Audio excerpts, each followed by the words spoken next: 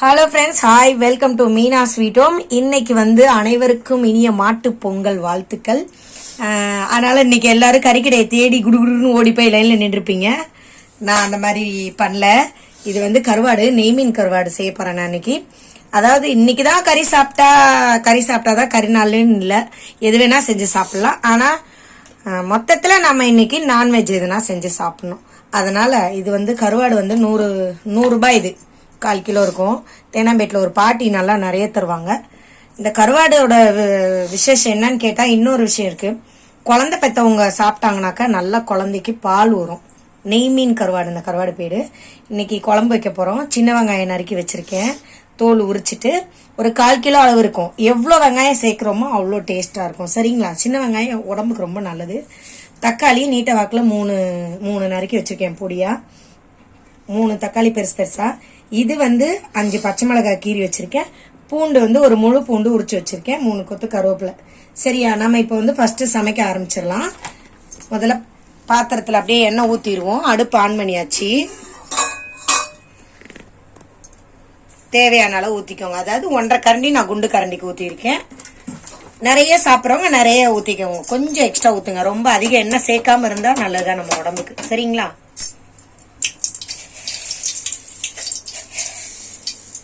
எண்ணெய் சூடாயிடுச்சு. நாம வெந்தயம் ஒரு 1/2 ஸ்பூன் அளவு போட்டுக்கலாம். வெந்தயம் பொரிய போகுது. அதே டைம்ல கடுகு ஒரு 1/2 ஸ்பூன் போட்டுக்கலாம். ரெண்டும் சேர்ந்தே பொரியும். அதுக்கப்புறம் ஒரு முக்கியமான விஷயம், இது வரைக்கும் நம்ம சேனல் சப்ஸ்கிரைப் பண்ணாதவங்க சப்ஸ்கிரைப் பண்ணிட்டு சைடில் இருக்கிற பெல் பட்டன் அழுத்துங்க. நிறைய வீடியோ பார்க்கலாம். அப்புறம் நம்ம கருவேப்பிலை போட்டுடலாம். பொரிஞ்சிட்டு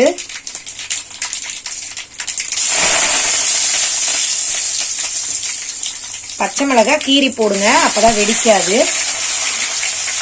நம்ம வெங்காயம் போட்டுடலாம்.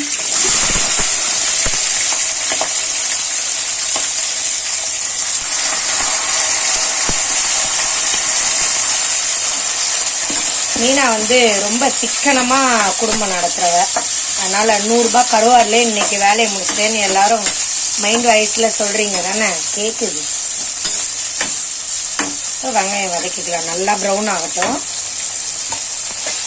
இது கூடவே நம்ம உரிச்ச பூண்டையும் சேர்த்துக்கலாம். சரிங்களா?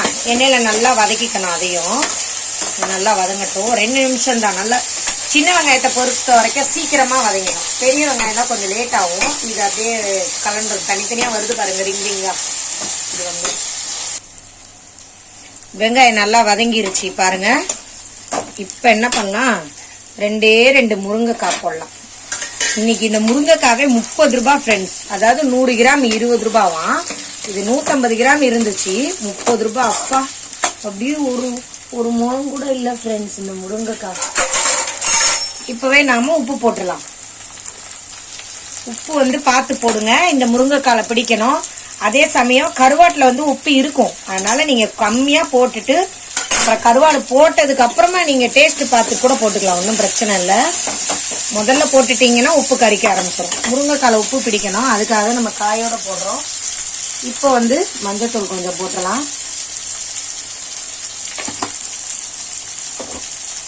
போட்டு நல்லா வதக்குங்க. அதாவது உப்பு காயில பிடிக்கிறதுக்காக தான். கருவாட்டுல கொஞ்சம் உப்பு இருக்கும். அது குழம்போட சேர்த்து குழம்புல போடும்போது அதுல பிடிச்சுக்கிறோம். ஒரு 2 நிமிஷம் இதே வதக்கிக்கோங்க.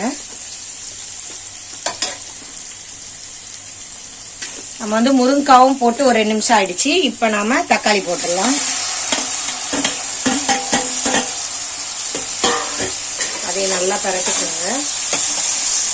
தக்காளி 2 நிமிஷத்துல மசிஞ்சிரும். அதனால பக்கத்திலே நில்லுங்க. வச்சுட்டு போய் அந்த பக்கம் சீரியல் பார்க்காதீங்க. 2 நிமிஷம் பாருங்க, நல்லா வதங்கிருச்சு தக்காளி. இப்ப நம்ம என்ன பண்ணோம்னா, பச்சை மிளகாய் ஒரு 5 பச்சை மிளகாய் போட்டிருக்கோம்.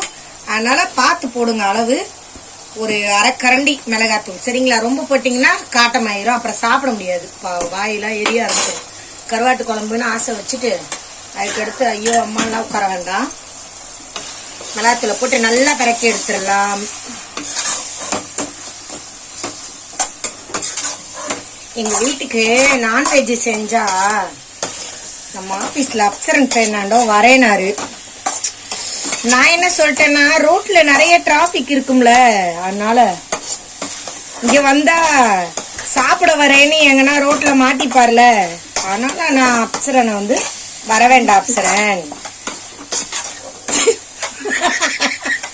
அப்படின்னு சொல்லிட்டேன். சரிங்களா? சரி, மிளகாத்துல நல்லா வதக்கிக்கலாம். ஏன்னா அவர் வந்து கொஞ்சம் நல்ல நான்வெஜ் பிரியர். சரி, வதக்கியாச்சு. இப்ப நம்ம என்ன பண்றோம் தெரியுமா? எதுக்கு தெரியுமா எண்ணெயில வதக்கிட்டு போடுறோம்? அதாவது பச்சையா அந்த மசாலா வாசம் வராம இருக்கிறதுக்காக தான். இப்ப என்ன பண்ணலாம், நாம வந்து புளி கரைச்சி வச்சிருக்கிறோம் ஒரு லெமன் அளவுக்கு.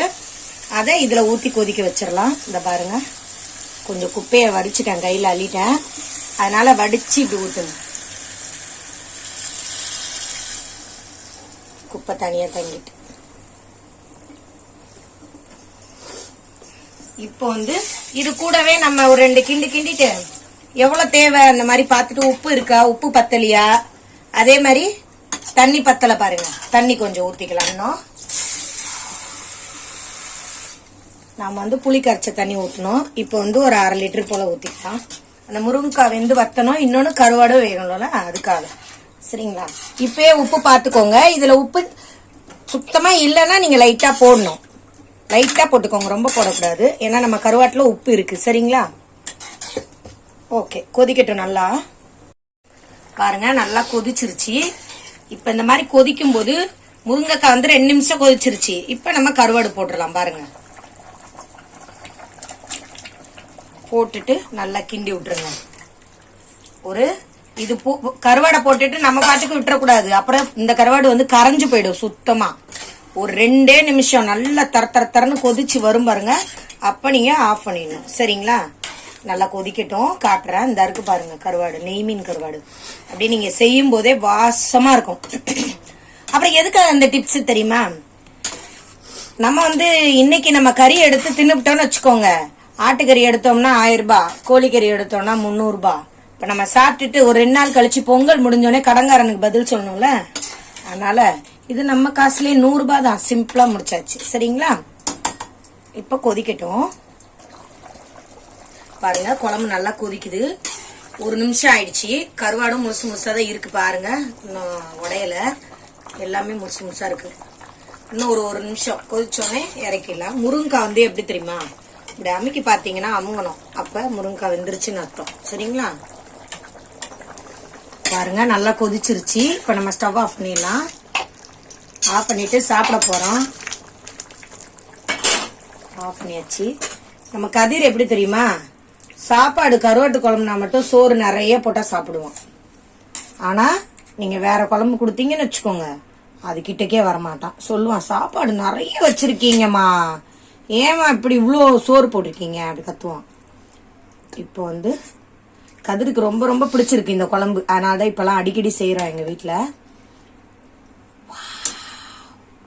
சாப்பிட வாங்க, கருவாட்டு குழம்பு.